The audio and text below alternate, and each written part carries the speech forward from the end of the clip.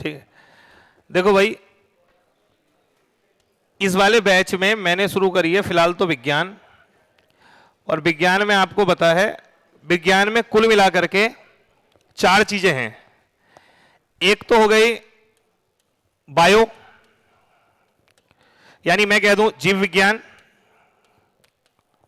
ठीक है, जीव विज्ञान। एक हो गया केमिस्ट्री, यानी रसायन विज्ञान।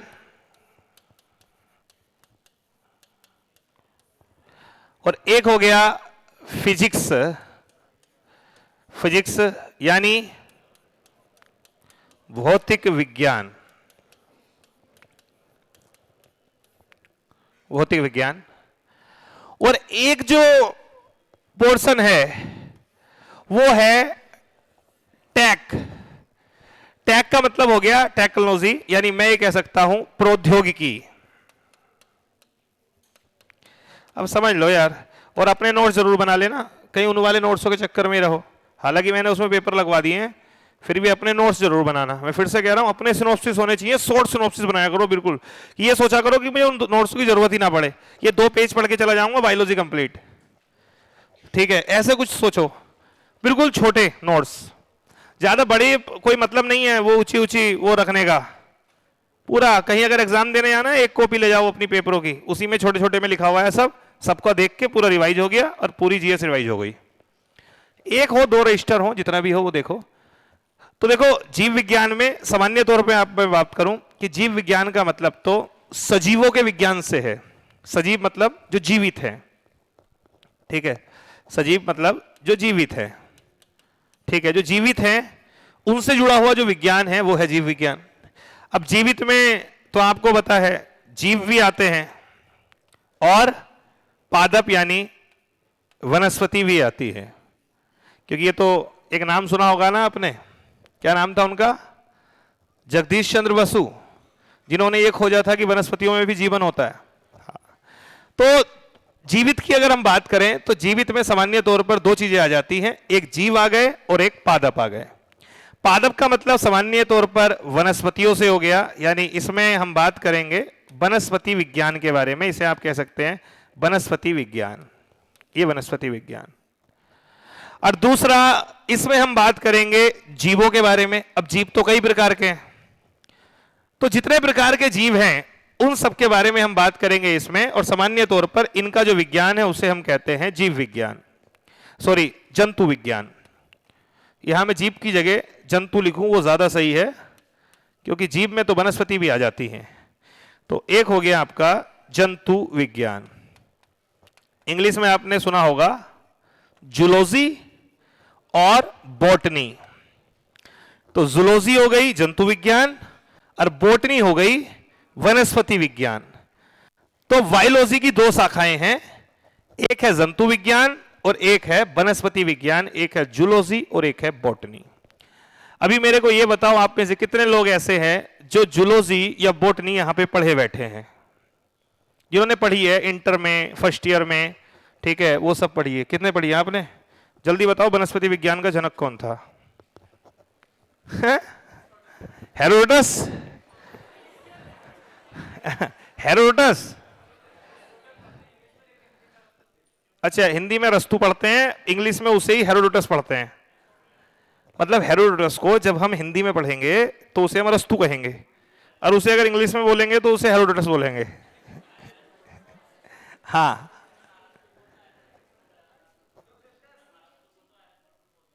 एरिस्टो बोलते हैं, हेरोडोटस बोलते हैं, एरिस्टोटस बोलते हैं। मुझे ध्यान आ रहा था तुम कह रहे हो हेरोडोटस बोलते हैं। हाँ, मैंने पूछा है वनस्पति विज्ञान का जनक कौन था, थियोफ्रास्टस, ठीक है, और जंतु विज्ञान का जनक कौन था, अरस्तु।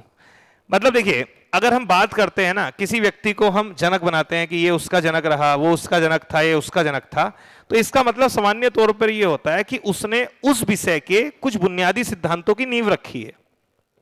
फॉर एग्जाम्पल, जीव जगत का सबसे पहले वर्गीकरण किसने किया, कॉर्लिनियस ने कर दिया। तो हमने कह दिया भैया जीव जगत के वर्गीकरण का पितामह ये है। उसने सबसे पहले द्विपद नाम पद्धति की शुरुआत कर दी, तो बोल दिया फादर ऑफ टैक्सोनॉमी ये है। यानी कुछ किसी विषय के बुनियादी सिद्धांत जब कोई व्यक्ति दे देता है तो उसे उसका सूत्राधार कहते हैं। कभी भी जो जनक होता है ना, सूत्राधार होता है, वो उस अवस्था को, या मैं कह सकता हूं उस विषय को पूरा परिपक्व नहीं बनाता, वो केवल उसने शुरुआती सिद्धांत दिए हैं। फिर बीच में उसका कई लोगों का योगदान होता है, उसमें बहुत लोगों का योगदान होता है। भले ही सूत्राधार का योगदान संकीर्ण हो, लेकिन सबसे पहला योगदान है, इसलिए हम उसे कह देते हैं कि वो उसका जनक है। तो सामान्य तौर पर अगर हम कहें कि जंतु विज्ञान का जनक कौन था, तो आप कहेंगे जंतु विज्ञान का जनक था अरस्तु। अच्छा, अरस्तु ने ऐसा क्या कर दिया कि जंतु विज्ञान का? रीजन है, सीधा तरीका, किताब ली, एक किताब लिखी, उस किताब में जंतुओं की बहुत सारी प्रजातियां लिख दी। तो जंतुओं की प्रजातियों के ऊपर कुछ किया ना उसने, कुछ विशेषताएं, कुछ चीजें लिखी, उस आधार पे जंतु विज्ञान का पिता बोल दिया उसको। ऐसे ही थियोफ्रास्टस ने क्या किया, उसने वनस्पतियों के बारे में लिख दिया, तो उसे क्या बोल दिया? वनस्पति विज्ञान का जनक बोल दिया। लेकिन मैं कहता हूं अगर ये पूछ लें आपसे जीव विज्ञान का जनक किसे कहा जाता है, तो क्या आंसर लगाओगे? तो भी आप अरस्तु ही लगाना। यानी जीव विज्ञान का जनक पूछे या जंतु विज्ञान का जनक पूछे तो आप अरस्तु आंसर लगाना, और आपसे वनस्पति विज्ञान का जनक पूछा जाए तो थियोफ्रास्टस लगाना। तो इसमें हम क्या पढ़ेंगे? इसमें तो हम जंतुओं के बारे में पढ़ेंगे। आप भी जंतु हैं, आप भी जंतु हैं, ठीक है भाई, मनुष्य भी एक जंतु है, ये बात ध्यान रखिएगा। तो उसमें हम पूरी प्रक्रिया कैसे होती है कैसे नहीं, खास तौर पे मानवीय हमें पढ़ना है, रक्त का क्या काम होता है, हृदय का क्या काम होता है, संवेदी अंग कौन कौन से होते हैं, ग्लैंड्स क्या होती हैं, पोषण न्यूट्रिशन की जरूरत होती है, वो सब हम इसमें पढ़ेंगे जंतु विज्ञान में। और वनस्पति विज्ञान में हम वनस्पतियों की चर्चा करेंगे, उनकी क्या संरचना होती है, उनकी दैहिक संरचना कैसी होती है, उनके अंदर सेल स्ट्रक्चर कैसी होती है, क्या अंतर होता है, ठीक है, वो सब हम बातें करेंगे इसमें जीव विज्ञान में। मैं जो शुरुआत कर रहा हूं वो मैं कर रहा हूं इससे, जीव विज्ञान से। रसायन विज्ञान तो आपको सीधे तौर पे बताया। रसायन का मतलब क्या हुआ? देखिए, चाहे जीव सजीव हो, रसायन विज्ञान केवल सजीवों से जुड़ा हुआ नहीं है, यह सजीव और निर्जीव दोनों से जुड़ा हुआ है, सजीवों से भी और निर्जीवों से भी। यानी जितने भी आपको चीजें दिखाई दे रही हैं वो चीजें किसी ना किसी से मिलकर के बनी हुई हैं, वो किसी ना किसी अणु से, किसी ना किसी चीज से मिलकर के बनी हुई हैं, कोई ना कोई उसमें परमाणु होगा। तो उसी का अध्ययन क्या कहलाता है आपका? वो रासायनिक विज्ञान कहलाता है। रसायन विज्ञान से उस हद तक क्वेश्चन नहीं पूछे जाते जितना जीव विज्ञान से पूछे जाते हैं, क्योंकि ये आपसे ज्यादा जुड़ा हुआ है, क्योंकि ये सजीवों के बारे में है, ये पूरा सजीवों के बारे में है। इसमें रसायन विज्ञान को हम क्योंकि देखिए ना, अब हमारी बॉडी में कई सारे हार्मोन का उत्सर्जन हो रहा है, तो वो हार्मोन रियल में क्या है? वो एक तरीके के रसायन ही तो है, वो कोई ना कोई मॉलिक्यूल है। तो ये तो दोनों से जुड़ा हुआ होता है। भौतिक विज्ञान सामान्य तौर पर निर्जीवों से जुड़ा हुआ होता है, यानी समझिए, भौतिक विज्ञान सामान्य तौर पर निर्जीव जो मृत हैं वो उनसे जुड़ा हुआ होता है, ठीक है। जैसे कोई चीज चल रही है, गाड़ी चल रही है, रॉकेट उड़ रहा है, ये हो रहा है, तो सामान्य तौर पर वो उन गतिविधियों से संबंधित होता है, ये दोनों से संबंधित होता है, और वो केवल सजीवों से जुड़ा हुआ होता है। अब ये कोई मैं ऐसी परिभाषा नहीं बता रहा हूं कि जाकर के आप कहीं लिख करके आ जाओ कि ठीक है कि सजीवों का विज्ञान जीव विज्ञान, निर्जीवों का विज्ञान भौतिक विज्ञान, और सजीवों और निर्जीवों का विज्ञान रसायन विज्ञान। ऐसा नहीं है, मैं केवल आपको समझाने के लिए बता रहा हूं ये वाली बात। आपके प्री में ज्यादातर क्वेश्चन जो एग्जाम में आते हैं ना, वो जीव विज्ञान से आते हैं, क्योंकि सबसे ज्यादा जो आपके करीब है, ठीक है, बीमारियां फैल रही हैं, कोरोना आया, ये आया, दुनिया भर की चीजें हो रही हैं, ठीक है, तो इसमें काफी कुछ नया प्रतिदिन हो रहा है, हो तो इन क्षेत्र में भी रहा है, लेकिन ये कोशिश करी जाती है कि सामान्य तौर पर शरीर से जुड़ी जानकारी कुछ ना कुछ आपको होनी चाहिए, इसलिए जीव विज्ञान को ज्यादा महत्व दिया जाता है। अब ये तीन तो आपको समझ में आ जाएंगी बातें। अब ये क्या है? टेक। जितना अभी तक हो गया वो सब विज्ञान है, वो लिखा हुआ है किताबों में, वो सब हम इसमें पढ़ लेते हैं। लेकिन जो कल होगा या जो आज हुआ है या जो अभी अभी हुआ है, उसको कहां पढ़ोगे? अभी अभी कोई विज्ञान में कोई नई चीज आई, फॉर एग्जाम्पल के लिए मान लो नैनो टेक्नोलॉजी आई, रोबोटिक्स की शुरुआत हुई, लेजर टेक्नोलॉजी आई। अब ये पहले तो नहीं थी ना, तो हम इसमें तो पढ़ नहीं पाएंगे, तो उसे हम कहां पढ़ेंगे? उसे हम प्रौद्योगिकी में पढ़ेंगे। अब जीव विज्ञान में हमने कोशिका पढ़ ली, लेकिन हमारी प्रौद्योगिकी नई खोजे वो स्टेम सेल्स तक पहुंच गई, अब उन्हें हम कहां पढ़ेंगे? इसमें तो पढ़ नहीं पाएंगे, तो उन्हें हम पढ़ते हैं किसमें? टेक में। तो टेक में तीनों चीजें आ जाती हैं, भौतिक विज्ञान, रसायन विज्ञान और जीव विज्ञान, तीनों का जो नई खोजें हैं, नई रिसर्च हैं, वो हम पढ़ते हैं प्रौद्योगिकी में, टेक्नोलॉजी में पढ़ते हैं। प्रेजेंट टाइम में क्या टेक्नोलॉजी चल रही है। जैसे 5G क्या है, एक टेक्नोलॉजी है। अब भौतिक विज्ञान में आप पूरे पढ़ रहे हो कि क्या होता है 2G क्या होता है, 3G क्या होता है, मान लो वो सब चीजें पढ़ रहे हो आप। भौतिक विज्ञान में एक पार्ट होता है कंप्यूटर साइंस। अब कंप्यूटर साइंस में आपने पढ़ लिया 2G क्या होता है, 3G, अभी 5G तो आया नहीं, 5G तो अब आया। तो अब आपने क्या करना है, टेक्नोलॉजी में 5G को पढ़ना है। बात समझ रहे हैं। तो खैर समय बर्बाद ना करते हुए मैं बात शुरू कर रहा हूं कहां से, जीव विज्ञान से। देखिए फिर से मैंने कहा है, कुछ आपके भाई वगैरह होंगे जो भी हों, वो अगर शुरुआत करना चाहते हैं जीएस की, ठीक है, अभी इंटर के पेपर भी हो सकता है कुछ बच्चों ने दिए हों, तो वो इस बैच से कर सकते हैं आराम से, कोई दिक्कत नहीं है। किसी भी बैच को ज्वाइन कर लें और वहां से अपनी शुरुआत कर लें, और जहां तक सब सब्जेक्ट कंप्लीट हो जाए फिर वहां पर आकर के छोड़ दें, ठीक है। तो मैं शुरुआत कर रहा हूं भाई बायोलॉजी की, जीव विज्ञान की। और जीव विज्ञान में भी सबसे पहले हम लोग शुरू करेंगे जंतु विज्ञान, और इसमें आपके नोट्स में जो पहला चैप्टर है उसका नाम है ब्लड, यानी रक्त। देखो बायोलॉजी में मैं बोर्ड का इस्तेमाल बहुत कम करूंगा, मैं ज्यादातर इस्तेमाल जो है वो कोशिश ये करूंगा कि आप सीधा मेरे से जुड़ें और चीजों को समझे, फील करें। जब मैं बोलूं ना कि आपके अंदर ब्लड बह रहा है, तो आपको फील होना चाहिए कि हाँ बह रहा है। बात समझ रहे हैं। मैं कह रहा हूं हमारे ब्लड में WBC है, सफेद रंग की कोशिकाएं, तो आप फील करिए कि रक्त में कुछ सफेद रंग के कण हैं, लाल रंग के कण हैं। तो आपको साथ में ना कुछ चीजें इमेजिन भी करनी है, बात ध्यान रखिएगा। खैर, तो अब हम बात कर रहे हैं किसके बारे में, रक्त के बारे में। ब्लड क्या है, तो पहला चैप्टर है, एक तरीके से कुछ बच्चों के लिए डेमो भी हो जाएगा बायोलॉजी का, जितने बच्चे हैं कि बायोलॉजी समझ पाएंगे या नहीं। तो बात करते हैं भैया रक्त के बारे में, ब्लड। तो ब्लड क्या है, तो देखो ना, किसी भी चीज की परिभाषा इस बात पे डिपेंड करती है आप उसे किस नजरिए से देख रहे हो, ठीक है। फॉर एग्जाम्पल अगर मैं कहूं कि ये जो है ये क्या है, तो डिपेंड ये करता है आप इसे किस नजरिए से देख रहे हो। एक व्यक्ति कह रहा है भैया ये प्लास्टिक और कांच से बनी हुई एक वस्तु है, मैं बोर्ड की बात कर रहा हूं, ये एक अलग नजरिया है। एक कह सकता है ये एक बढ़ाने का माध्यम है, मेरी बात समझिए ना, ये एक अलग नजरिया है। तो किसी चीज को आप किस नजरिए से देखते हैं, ये किसी की भी परिभाषा निर्धारित करने में एक अहम भूमिका निभाता है। अब मान लो कोई लड़की सामने खड़ी है, किसी से बोला कि बताओ भैया ये कौन है, तो उसने कहा ये 2 हाथ और 2 पैर वाला एक जीव है। अब उसका नजरिया अलग है।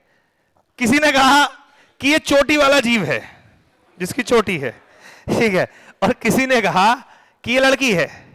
मतलब बात है, लेकिन डिपेंड करता है ना दृष्टिकोण क्या है देखने का।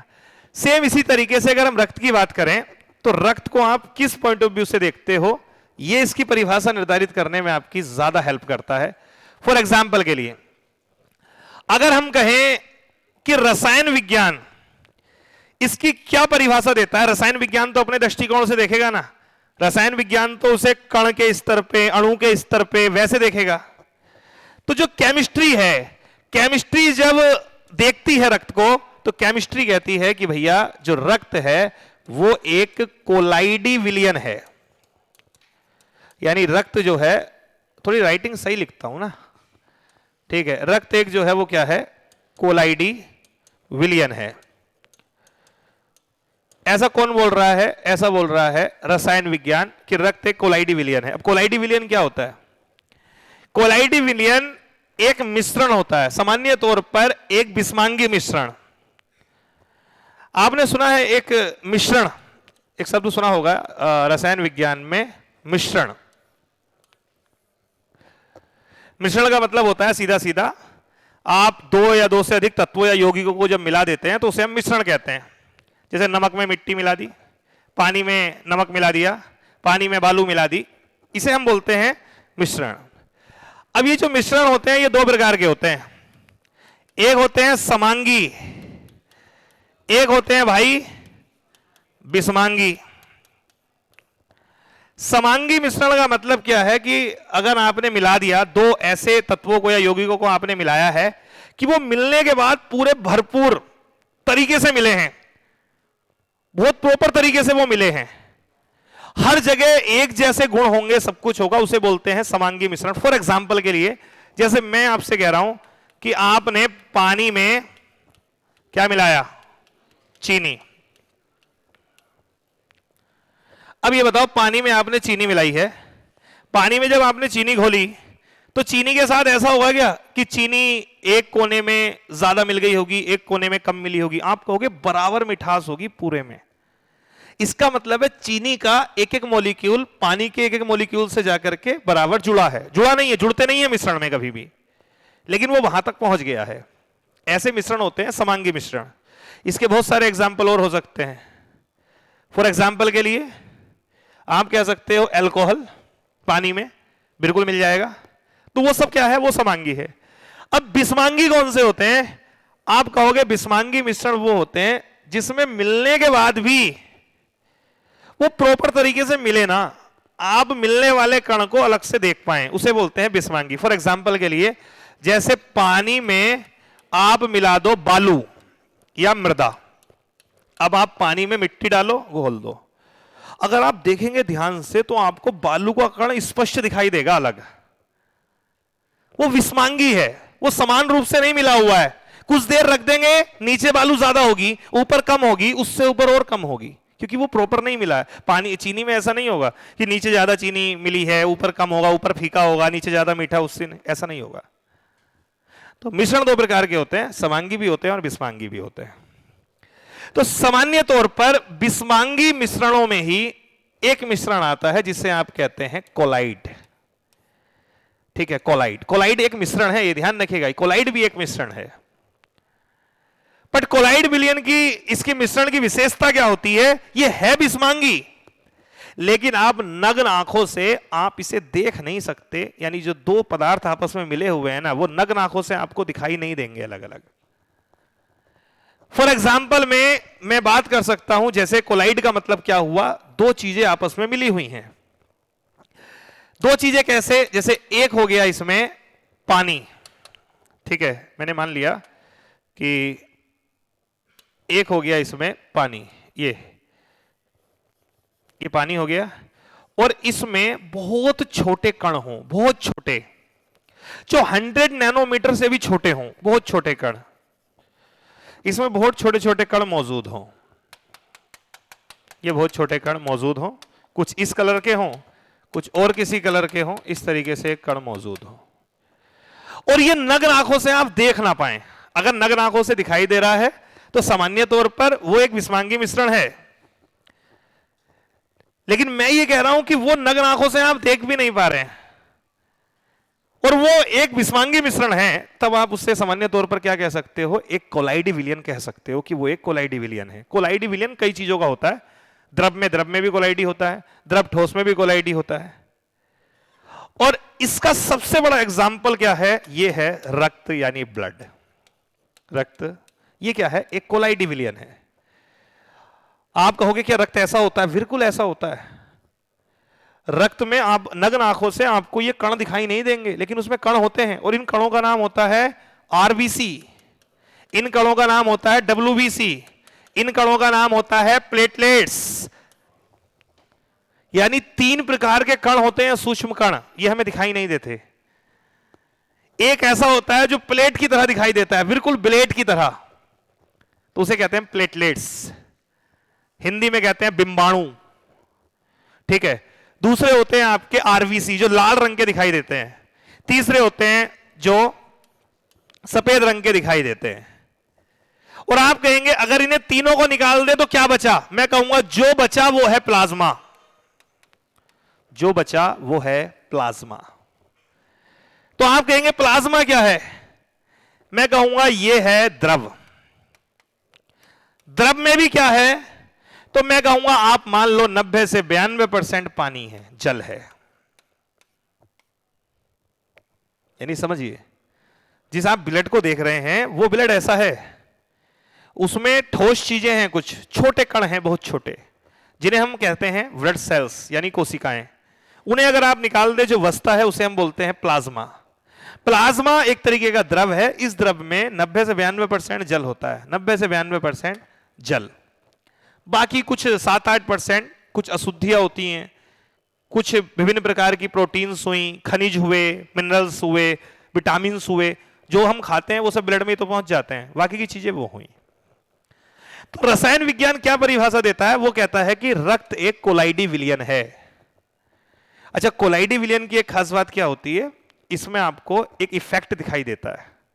अगर कोलाइडी विलयन में अगर आप टॉर्च मारते हो ना, या कोई प्रकाश वहां से आता है, तब आप देखते हो कि उन कणों से प्रकाश टकराने के बाद अपने मार्ग में कुछ हद तक क्या हो जाता है, या आप ऐसे विचलित ना गए, आप ये कह सकते हैं कि इनके कारण से कई बार हमें प्रकाश का मार्ग भी दिखाई दे जाता है। कई बार आपने देखा है जैसे रोशनदान होता है, तो रोशनदान से आपको आता हुआ प्रकाश दिखाई दे जाता है। वो दिखाई किस कारण से देता है? वो उन सूक्ष्म कणों के कारण से दिखाई दे जाता है जो कि हवा में उड़ रहे हैं। बात समझ रहे हैं? तो जैसे मैं आपसे कहूं ना कि कोलाइडी विलयन क्या है, आपके माइंड में सीधी सीधी इमेज आनी चाहिए कि द्रव है और उसमें सूक्ष्म कण है, ये विलयन हुआ कोलाइडी विलयन। इसे आप कोलाइडी विलयन कह सकते हो सामान्य तौर पे। तो रक्त एक क्या है? कोलाइडी विलयन। लेकिन हम पढ़ तो जीव विज्ञान रहे हैं, तो हम परिभाषा रसायन विज्ञान वाली क्यों जाने?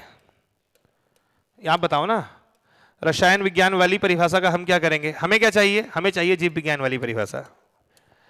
तो जीव विज्ञान क्या परिभाषा देता है? जीव विज्ञान परिभाषा देता है कि भैया ये एक ऊतक है। जीव विज्ञान कहता है कि रक्त एक ऊतक है। ऊतक। अब ये ऊतक क्या होता है? तो सामान्य तौर पर आपको शरीर दिखाई देता है, देता होगा सबको, और शरीर को अगर आप तोड़ दें तो आपको अंग तंत्र दिखाई देते होंगे ना। अंग तंत्र, अंग तंत्र, जब छोटे छोटे अंग मिलकर के एक पूरे तंत्र का निर्माण करते हैं तो उसे बोलते हैं हम अंग तंत्र। जैसे पाचन तंत्र। अब पाचन तंत्र में एक अंग थोड़ी है, पाचन तंत्र में आपका मुंह है जहां से आपने खाना खाया, फिर आपके दांत हैं, जीभ हैं, वही पाचन तंत्र का पार्ट है ना, वो भी तो हेल्प कर रहे हैं।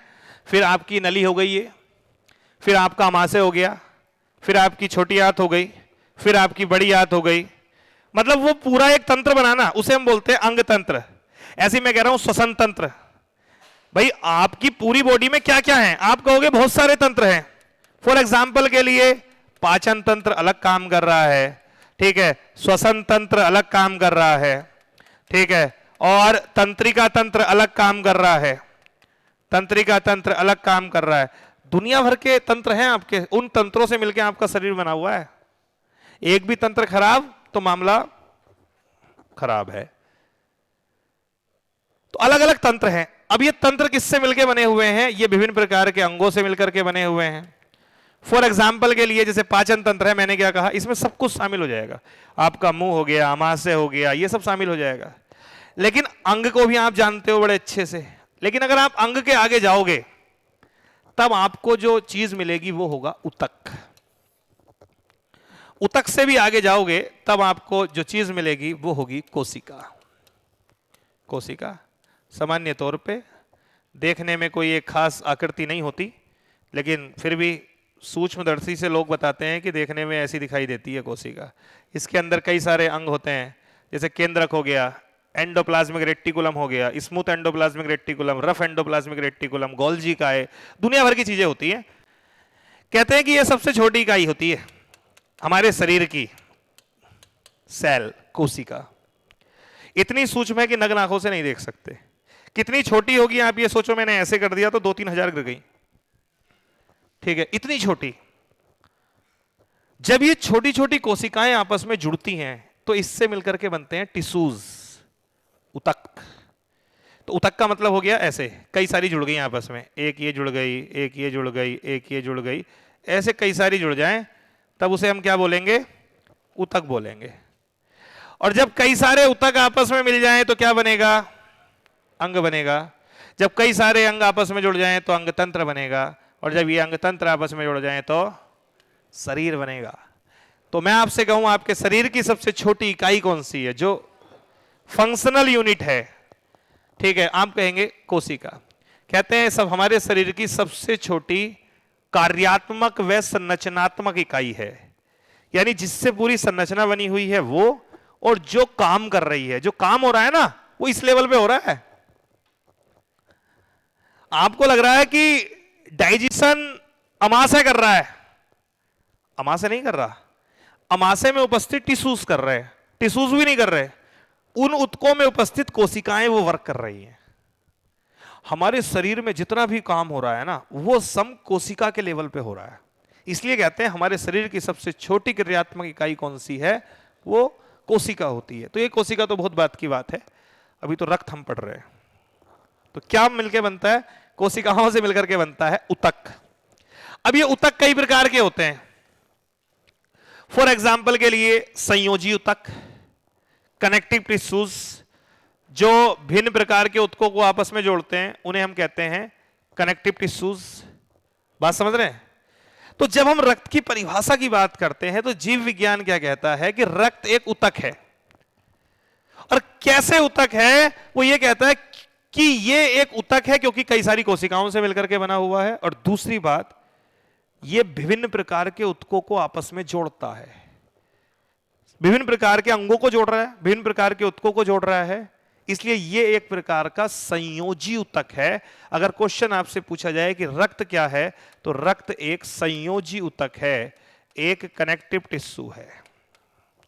ये तो है जीव विज्ञान की परिभाषा, और रसायन विज्ञान की परिभाषा के अनुसार क्या है, रक्त एक कोलाइडी विलयन है। अब मेन बात आती है कि रक्त का हमारी बॉडी में काम क्या है। रक्त का केवल हमारी बॉडी में एक ही काम है, और वो है ट्रांसपोर्ट का काम। ट्रांसपोर्ट का मतलब हो गया इधर से उधर माल पहुंचाने का। फेफड़ों से ऑक्सीजन लेकर के शरीर के अंगों तक पहुंचा दी, अमाशय से जो हमने खाया है वो न्यूट्रिशन शरीर की कोशिकाओं तक पहुंचा दिया, विभिन्न प्रकार के टिश्यूज तक पहुंचा दिया। ये काम होता है रक्त का। भाई आप जो खा रहे हैं वो कैसे आप फूल रहे हैं, आपकी सेल्स को कैसे मिल रहा है, आपकी मसल्स तक कैसे पहुंच रहा है, उसे पहुंचाने का काम कौन कर रहा है, ब्लड कर रहा है। सामान्य तौर पर अगर हम कुछ विशेषताएं देखें ब्लड के अंदर, तो देखिए हमारे शरीर में लगभग 5 से 5.5 लीटर खून होता है। 5 से 5.5 लीटर का खून होता है। ये डिपेंड करता है सामान्य तौर पर वजन के ऊपर। यानी मैं ऐसे कह सकता हूं, हमारे जो भार होता है उस भार का लगभग 7 से 8% जो है वो ब्लड थामे रखता है। तो 7 से 8% का मतलब सामान्य तौर पर अगर आप एवरेज एक व्यक्ति देखें जो 75 केजी का है, और आप इस 75 केजी का अगर 7% अगर निकालने बैठे तो लगभग कितना आ जाएगा, तो आप कहोगे लगभग 5.5 लीटर के आसपास ही आ जाएगा। तो जब होता है ना 5 से 5.5 लीटर खून होता है, तो ध्यान रखना वो सामान्य तौर पर एक 65 से 70 किलो वाले व्यक्ति में उतना ही खून होता है। जिसका वेट ज्यादा होगा 1 क्विंटल या उससे ऊपर, तो उसमें ऐसा नहीं है 5 से 5.5 लीटर ही होगा, उसमें ज्यादा होगी मात्रा। लड़कियों में थोड़ा कम होता है क्योंकि सामान्य तौर पर उनका भार कम होता है। ठीक है, जो उनका एक भार है महिलाओं का वो कम होता है, इसलिए महिलाओं में जो ब्लड है वो 4.5 से 5 लीटर होता है, और पुरुषों में ये लगभग 5.5 लीटर या उससे थोड़ा बहुत ज्यादा देखा जा सकता है। हमारी बॉडी का एक आयतन होता है, आयतन जानते हैं, लंबाई चौड़ाई गुणा ऊंचाई।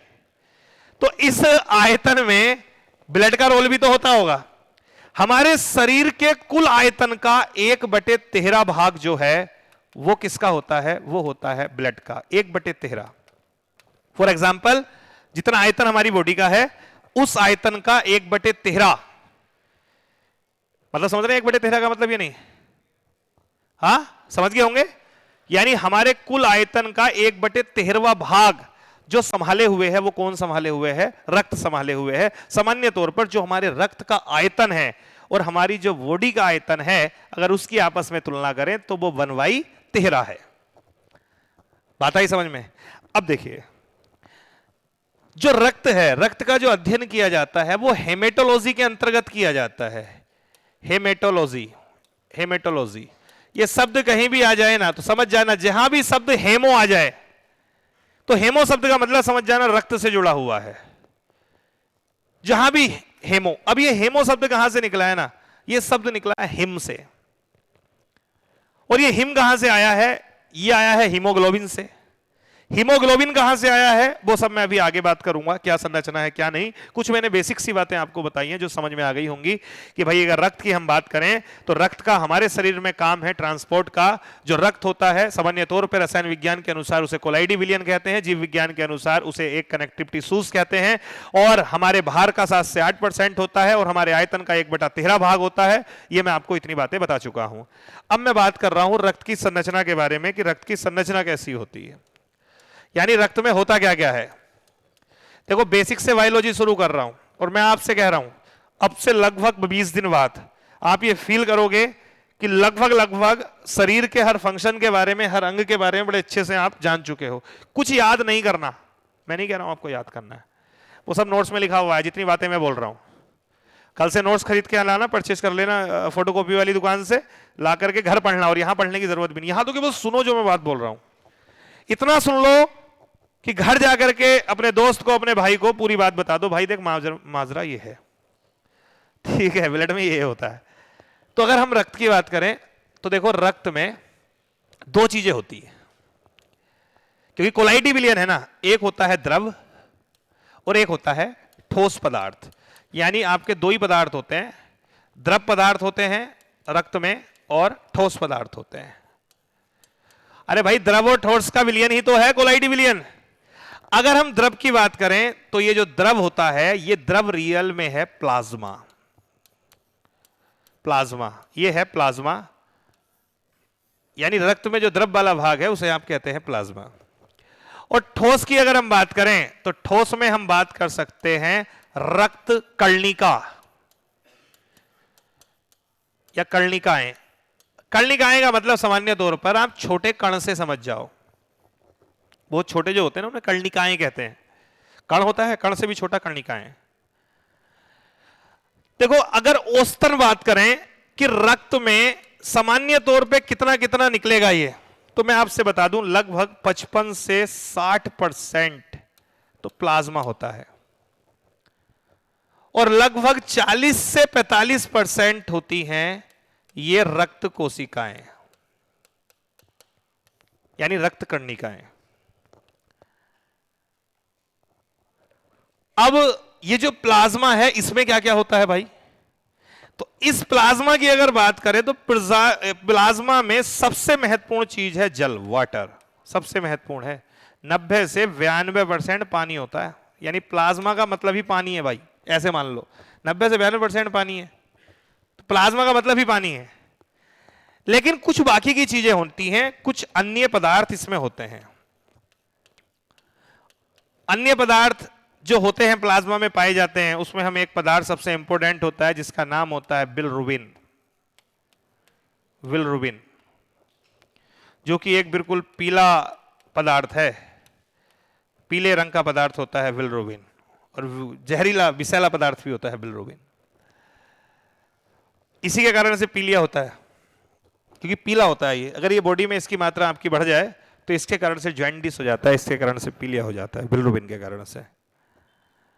और दूसरे कुछ पदार्थ हम बात कर सकते हैं फॉर एग्जाम्पल के लिए, जैसे खनिज हो गए, जैसे कुछ प्रोटीन भी होती हैं। खास तौर पे प्लाज्मा में जो प्रोटीन पाई जाती है ना, उनको हम बोलते हैं प्लाज्मा प्रोटीन। सब पे एक एक करके बात करूंगा बहुत आराम आराम से, फिलहाल आप थोड़ा थोड़ा समझिए।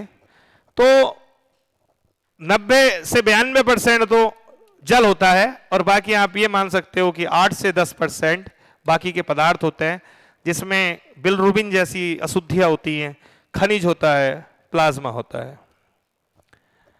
ये जो मानव अवशिष्ट होता है ना, उसमें जो येलो कलर आता है वो ये बिलिरुबिन का होता है, ये बिलिरुबिन होता है।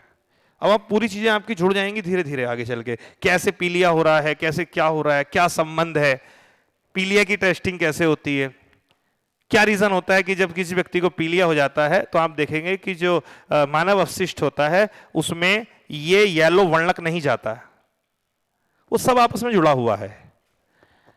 तो ये हो गया प्लाज्मा, इसके बारे में भी बाद में बात करूंगा, पहले भी पढ़ा रहा हूं। अब रक्त कणिकाएं 3 प्रकार की सामान्य तौर पे होती हैं। एक होती है जिन्हें हम बोलते हैं आरबीसी, इन्हें बोल सकते हैं red blood carpals, WBC white blood carpals, और तीसरी आती हैं प्लेटलेट्स। तीसरी आती हैं प्लेटलेट्स। यानी कितनी चीजें हो गई? 3 चीजें। ये भी कोशिका है, प्लेटलेट्स भी। नाम सुना है ना? प्लेटलेट गिर जाती है, डेंगू हो गया, प्लेटें गिर गई, ये सुना होगा। हाँ, तो आरबीसी होती है, डब्ल्यूबीसी होती है और प्लेटलेट्स होती है। 3 प्रकार की होती है, ठीक है। आरबीसी, डब्ल्यूबीसी और प्लेटलेट्स। और आपका पूरा ब्लड बन गया, तैयार हो गया। यानी आरबीसी हो गई ब्लड में, डब्ल्यूबीसी हो गई, प्लेटलेट्स हो गई, ठीक है। ये हो गया पूरा ठोस पदार्थ जो कि ब्लड में होता है 40 से 45%, और बाकी होता है प्लाज्मा 55 से 60%। जब ये मिलता है तब आपका बनता है ब्लड। अब एक एक करके मैं बात करूंगा। सबसे पहले बात करूंगा कोशिकाओं के बारे में, फिर यहां से बातें जुड़ जाएंगी आपकी प्लाज्मा से, फिर हम बात करेंगे प्लाज्मा के बारे में। तो सबसे पहले मैं बात करूंगा आरबीसी के बारे में, ठीक है। आरबीसी, आरबीसी, आरबीसी का मतलब हो गया लाल रक्त कर्णिकाएं। लाल रक्त कर्णिकाएं, कर्णिकाएं आप इन्हें वैसे कहने के लिए लाल रक्त कोशिकाओं भी कह सकते, कोशिका भी कह सकते हो, कोशिका कर्णिका बात एक ही है। अब देखिए आरबीसी का काम समझिए। आरबीसी का काम जो आपकी बॉडी में होता है ना, वो होता है ऑक्सीजन का वहन करना। ऑक्सीजन का वहन, ऑक्सीजन का वहन का मतलब आप समझ रहे हैं कैसे? अब देखिए जो आपके फेफड़े होते हैं, फेफड़ा यानी आप इसे कहते हैं फुफ्फुस। फेफड़े के अंदर क्या होता है ना, फेफड़े के अंदर बाहर से जाती है ऑक्सीजन, ऑक्सीजन पहुंच गई फेफड़े में। अब यहां से ये ऑक्सीजन जाएगी आपके अंगों के पास, जो आपके अंग हैं। और अंग में क्या है? कोशिका। ये कोशिका है ना, मेन अंग में तो कोशिका है, विभिन्न प्रकार की कोशिका, पैरों की कोशिका वहां। तो इसको जरूरत है कोशिका को ऑक्सीजन की। अच्छा, कोशिका को ऑक्सीजन की जरूरत क्या है? उसका रीजन है, जो आपकी कोशिका होती है ना, उसे ऊर्जा के लिए जरूरत होती है C6H12O6। इसे हम कहते हैं ग्लूकोज। नाम सुना है ग्लूकोज? आप जो भोजन खाते हैं ना एनर्जी के लिए, उसमें ग्लूकोज ही तो होता है। फल खा रहे हो, ग्लूकोज जा रहा है अंदर। अनाज खा रहे हो, माल्टोज जा रहा है अंदर। गन्ना खा रहे हो, सुक्रोज जा रहा है अंदर। फल खा रहे हो, फ्रक्टोज हो गया। अंगूर में तो ग्लूकोज ही पाया जाता है। दूध पी रहे हो तो आपका लैक्टोज हो गया। ये सब जितने भी हैं, इनमें ग्लूकोज उपस्थित है। अब ग्लूकोज तो आपके अंदर पहुंच गया, लेकिन अकेला ग्लूकोज कुछ नहीं कर सकता। ग्लूकोज से ऊर्जा तभी बनेगी जब कोशिका के पास होगी ऑक्सीजन। जब कोशिका के पास ऑक्सीजन आ जाएगी तो इन दोनों का उपभोग करके कोशिका अपने लिए क्या बनाएगी? ऊर्जा प्लस CO2। CO2 भी बनेगी, कोशिका CO2 भी बनाएगी। ये जो ऊर्जा बनती है, इसे ATP के फॉर्म में आपने नाम सुना होगा, ATP, एडिनोसिन ट्राइफॉस्फेट। वहां भी बात नहीं करूंगा, फिलहाल आप ये समझिए आपके शरीर की जितनी भी कोशिका है, वो कोशिका को जरूरत है। ग्लूकोज तो उनके पास पहुंच जाएगा, और वो भी कौन पहुंचाएगा? रक्त पहुंचाएगा। तो मेन चीज क्या है? ये ग्लूकोज और ये ऑक्सीजन, ये दोनों रक्त ही तो पहुंचाएगा कोशिका के पास। अब ग्लूकोज कहां से जाएगा? आपने खाना खाया, आपके आमाशय में पहुंचा, डाइजेस्ट हुआ, ब्लड में पहुंच गया, और ब्लड ने ले जाके कोशिका को दे दिया। आपके ब्लड में हमेशा ग्लूकोज का लेवल होता है एक, और ये होता है 80 से 120 DLT। शायद आपको पता हो, आपके रक्त में हमेशा ग्लूकोज होती है 80 से 120, और कोशिका लेती रहती है जितनी जरूरत होती है। अगर ये 120 से ज्यादा हो गया आपके ब्लड में तो खून मीठा हो जाएगा, डायबिटीज। समझ रहे? ज्यादा हो गया तो भी लफड़ा है। इसे कंट्रोल करता है इंसुलिन, वो बात की बात है, बाद में डिस्कस करूंगा। फिलहाल ग्लूकोज की बात और है, लेकिन साथ में ऑक्सीजन भी तो चाहिए। तो ब्लड में जब कोशिका लेती है ना ग्लूकोज, तो साइड में ऑक्सीजन भी लेगी। लेकिन ये ऑक्सीजन आई कहां से? भाई खाया हमने, वो तो समझ में आया, ऑक्सीजन कहां से आई? तो ये ऑक्सीजन आई है फेफड़ों से। अब फेफड़ों से इसे लेके कौन आया कोशिका तक? वो लेकर के आई है आरबीसी। मेन रोल आरबीसी का ये है। तो आरबीसी में ऐसा क्या होता है कि वो ऑक्सीजन का वहन कर सकती है? आरबीसी में होता है हीमोग्लोबिन। हीमोग्लोबिन, हीमोग्लोबिन होता है। यानी आरबीसी नहीं कर रहा है काम, काम कौन कर रहा है? हीमोग्लोबिन। मैं आपको कौन पढ़ा रहा है? मैं? मैं नहीं पढ़ा रहा हूं, मेरा मुंह पढ़ा रहा है। अगर मैं ना बोलूं तो समझिए ना, मैं पूरा नहीं पढ़ा रहा हूं, जो मेन वर्क कर रहा है वो कौन? मेरा माउथ कर रहा है। फिर माउथ की बात भी नहीं आएगी, आप कहोगे जी मेन काम तो जीव कर रहा है, लेरिंग्स कर रहा है, फेरिंग्स कर रहा है, यानी काम करने वाला कोई और है, दिखाई कोई और दे रहा है। सेम है, आरबीसी आपको दिखाई दे रही है, काम कर रहा है हीमोग्लोबिन। अब ये जो हीमोग्लोबिन होता है ना आपका, ये सबसे महत्वपूर्ण पार्ट होता है किसका? आरबीसी का। अब देखो जो ये हीमोग्लोबिन है ये क्या है? फिर मेन बात आती है, ये क्या है हीमोग्लोबिन? हीमोग्लोबिन भैया ध्यान रखना, एक प्रोटीन है, ये एक प्रोटीन होती है। मतलब मन में तो आ रहा होगा हीमोग्लोबिन लिक्विड है, क्या है, कण है, क्या है? ये एक प्रोटीन होती है हीमोग्लोबिन। और ये हीमोग्लोबिन दो चीजों से मिलकर बनती है, एक हिम से और एक ग्लोबिन से। ग्लोबिन यानी ये दो चीजों से मिलकर बनती है। इसमें जो प्रोटीन है ना रियल में वो ये है, ग्लोबिन एक प्रोटीन है। इसी के कारण से पूरे हीमोग्लोबिन को प्रोटीन हम कह देते हैं। ये जो हिम है ये एक पदार्थ है, ये भी दो चीजों से मिलकर बनता है। इसमें एक होता है आयरन और एक होता है पोरफायरिन। पोरफायरिन, एक इसमें होता है पोरफायरिन। यानी आप समझिए ब्लड, ब्लड में आरबीसी, आरबीसी पे हीमोग्लोबिन है। हीमोग्लोबिन बना कैसे है? हीमोग्लोबिन बना है आयरन और पोरफायरिन से मिलने के बाद में। अब देखिए जो आयरन है ये आपने खाया होगा ना, तभी तो पूछा होगा। तो आयरन पोरफायरिन आपस में जुड़ा, हिम बना, हिम ग्लोबिन के साथ जुड़ गया, हीमोग्लोबिन बन गया। हीमोग्लोबिन के अंदर एक क्वालिटी है, क्या है? ऑक्सीजन के साथ भी जुड़ जाता है और कार्बन डाइऑक्साइड के साथ भी जुड़ जाता है। कैसे? जब फेफड़े से जाएगा कोशिका की ओर तो ऑक्सीजन को जोड़ के लेके जाएगा और कोशिका को ऑक्सीजन देगा और बदले में CO2 ले लेगा, ला CO2 दे, और CO2 लेने के बाद वापस जाके फेफड़े में छोड़ देगा। फिर वहां से ऑक्सीजन उठाएगा, फिर उधर देगा, सप्लाई करेगा, फिर CO2 लेगा और फेफड़े में छोड़ेगा। और तभी हमारे लंग्स क्या करते हैं? रेस्पिरेशन के दौरान CO2 को बाहर निकालते हैं और ऑक्सीजन को अंदर लेते हैं। हीमोग्लोबिन जो जुड़ता है ऑक्सीजन और CO2 के साथ, ये इस प्रकार से जुड़ता है कि ऑक्सीजन से जुड़ेगा और ऑक्सीजन से अलग भी हो जाएगा, CO2 से जुड़ेगा, CO2 से अलग भी हो जाएगा। लेकिन एक बात ध्यान रखना, ये तो केवल ये दो गैस है। एक गैस होती है जिसे हम बोलते हैं CO। चूंकि इसमें एक ही O है तो इसे CO2 को हम बोल रहे थे कार्बन डाई, डाई मतलब दो होते हैं ना, कार्बन डाइऑक्साइड। चूंकि इसमें एक है तो इसे क्या बोलोगे? कार्बन एक को बोलते हैं मोनो, मोनोऑक्साइड। दोनों में क्या अंतर है? आप कहेंगे दोनों में केवल एक अंतर है, इधर एक O है, इधर दो O है। केवल इस अंतर के कारण से इनमें बहुत बड़ा अंतर आ जाता है। क्या? ये जो कार्बन मोनोऑक्साइड होती है ना, ये आपके हीमोग्लोबिन के साथ जो बॉन्ड बनाती है, ये आपका परमानेंट बॉन्ड बना लेती है। परमानेंट समझ रहे हैं ना? एक बार जुड़ गया ना तो फिर हीमोग्लोबिन फ्री नहीं होगा, वो जुड़ा रहेगा हमेशा। तो आप कहेंगे कार्बन मोनोऑक्साइड का तो हमारा काम ही क्या है? सीधी सी बात है, CO2 अंदर वो ऑक्सीजन अंदर जानी है, CO2 बाहर आनी है। मैं कहूंगा नहीं, कार्बन मोनोऑक्साइड कुछ चीजों से निकलती है, जैसे जो वाहन है उनसे निकलती है, ठीक है, जहां दहन होता है वहां से ये निकलती है। कुछ भी जल रहा होता है ना, वहां सबसे ज्यादा कार्बन मोनोऑक्साइड निकलती है। जैसे अंगीठी, कार्बन मोनोऑक्साइड निकलेगी। अब समस्या क्या है? समस्या यह है कि कार्बन मोनोऑक्साइड ऑक्सीजन और CO2 की ज्यादा, मतलब इनकी अपेक्षा में ज्यादा एक्टिव है हीमोग्लोबिन से जुड़ने में। अब मान लो वाहन है या फिर अंगीठी जल रही है, आपने सांस लिया, अंदर खींचा, उसमें CO2 भी गई, कार्बन मोनोऑक्साइड भी गई, उसमें ऑक्सीजन भी गई। लेकिन आपका हीमोग्लोबिन ऑक्सीजन से पहले किसको पकड़ेगा?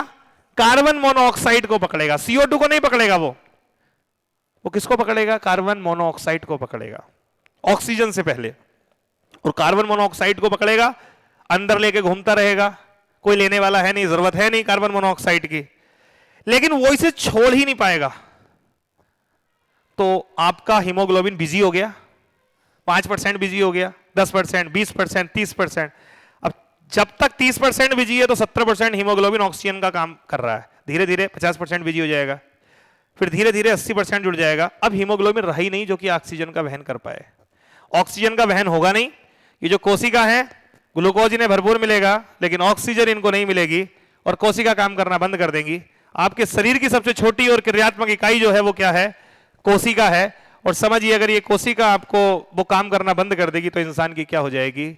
डेथ हो जाएगी। अगर कोशिका ने काम करना बंद कर दिया तो इंसान की डेथ हो जाएगी। इसलिए कार्बन मोनोऑक्साइड सबसे ज्यादा नुकसानदायक होती है हमारे शरीर के लिए। इसमें इंसान की डेथ हो जाती है, पता भी नहीं चलता, इसलिए इसे साइलेंट किलर कहते हैं। आप जब कार्बन मोनोऑक्साइड से किसी के साथ ट्रेजेडी होगी ना तो उसे पता भी नहीं चलेगा उसके साथ क्या हो रहा है, उसे सुस्ती आएगी बस, क्योंकि ऑक्सीजन लेवल गिरना शुरू हो गया उसका। कुछ लोग विदेशों में क्या करते हैं ना, मरने के लिए इस तरीके का उसका इस्तेमाल करते हैं। जो गाड़ी के नीचे वाला सिलेंसर होता है वहां से निकलती है कार्बन मोनोऑक्साइड, तो वो एक पाइप डालेंगे पीछे और एक पाइप उसका निकाल के गाड़ी के अंदर डाल देंगे और आराम से गाड़ी में लेट जाएंगे। धीरे धीरे वो कार्बन मोनोऑक्साइड मिलेगी, वहां के जो भी सराउंडिंग में जो एयर है उससे मिलेगी और धीरे धीरे अंदर जब जाएगी ना तो कार्बन मोनोऑक्साइड अंदर जाती रहेगी 2%, 4% और धीरे धीरे उसकी बॉडी में ऑक्सीजन लेवल गिरेगा। तो फिर उसे नींद आनी, जब आपकी बॉडी में ऑक्सीजन लेवल गिरेगा ना तो आप देखोगे आपके अंदर ताकत कम हो जाएगी, आप उठ भी नहीं पाओगे, आपको सुस्ती आएगी, चक्कर आएंगे। ऑक्सीजन लेवल से ये होता है आपकी बॉडी में, क्योंकि एनर्जी नहीं मिल रही। और फिर इंसान को नींद आ जाएगी, सो जाएगा और मर जाएगा। आपने कितने केस सुने होंगे कि सर्दियों में बच्चे बड़े मर जाते हैं जब अंगीठी जला के कमरे में सो जाते हैं। कहते हैं ना अंगीठी जला के कमरे में सो, तो कभी भी बंद मत करना गेट, अगर आपने बंद कर लिया तो मौत पक्की है। रीजन है, कमरे में आपने अंगीठी जला दी है, गेट बंद है, बाहर की ऑक्सीजन आएगी नहीं, धीरे धीरे कार्बन मोनोऑक्साइड पूरे में फैल जाएगी और सांस के दौरान कार्बन मोनोऑक्साइड अंदर जाएगी और वो हीमोग्लोबिन के साथ एक परमानेंट बॉन्ड बना लेगी एक्टिव तरीके से, और उसके बाद में इंसान की डेथ हो जाएगी। मरते हैं या नहीं मरते हैं, सुना है? तो ये रीजन है, ठीक है। हीमोग्लोबिन का लेवल आपकी बॉडी में बना रहेगा अच्छे से अगर आप प्रॉपर आयरन खाते रहेंगे। आयरन आपकी बॉडी में जाएगा, कोई दिक्कत होने वाली नहीं है। अब देखिए, जब मैं आरबीसी की आपसे बात कर रहा हूं तो सामान्य सा फंक्शन तो आपको समझ में आ गया। अब मेन बात है आरबीसी वगैरह बनती कैसे है, क्या साइज होता है, कितनी संख्या होती है हमारे ब्लड में। संख्या तो आप इस बात से अनुमान लगा लो कि सबसे ज्यादा इन्हीं की होती होगी कि आपका ब्लड लाल दिखाई देता है और लाल रंग की ये होती है। तो संख्या सोच लो कितनी होती होगी, पूरा ब्लड इन्होंने लाल दिखाई देता है इनकी वजह से। ब्लड में सबसे ज्यादा होती है आरबीसी, सबसे ज्यादा आरबीसी होती है। अब ये बनती कहां पर हैं? तो ये बनती है अस्थि मज्जा में, बोन मैरो में। यानी इनकी अगर हम उत्पत्ति की बात करें कि उनकी उत्पत्ति कहां होती है, तो इनकी उत्पत्ति होती है बोन मैरो में, यानी जिसे हम कहते हैं अस्थि मज्जा। अस्थि मज्जा। चलिए, आज ये कंप्लीट हो नहीं पाएगा पूरा, तो मैं इसे कंप्लीट करूंगा आपका कब? कल। ठीक है, समय भी हो गया। मैं इसलिए कह रहा था अगर बायोलॉजी आप 2 घंटे पढ़ोगे बोर नहीं होगे, बोर तो हकीकत में नहीं होगे, लेकिन यही है मजा आएगा, वो भी कंफर्म है। मजा भी आएगा, जानकारी भी होगी, सब कुछ चीजें होंगी। लेकिन ये है कि थोड़ा सा ये है कि 2 सब्जेक्ट होते हैं तो ये रहता है कि चलो 2 चीजें चल रही हैं यार।